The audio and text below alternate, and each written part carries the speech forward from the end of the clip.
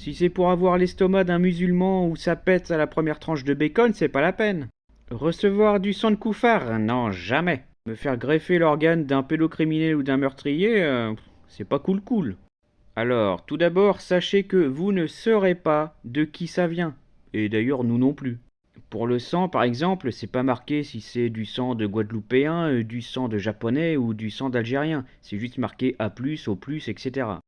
Ensuite, n'ayez pas peur, ça ne va pas changer votre personnalité. L'ADN du tueur ou le gène du violeur, ça n'existe pas, ce n'est qu'un mythe.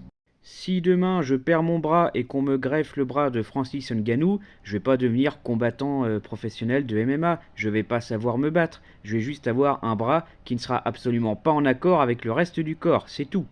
En revanche, si vraiment vous êtes têtu et que vous n'avez pas envie de continuer de vivre, vous n'êtes pas obligé d'accepter. Nous, on vous dira que si vous voulez survivre, il y a cette greffe d'organes à faire, on a des donneurs. Est-ce que vous dites oui ou non? Si vous dites non, c'est pas grave, hein, on se reverra au paradis, il n'y a aucun problème.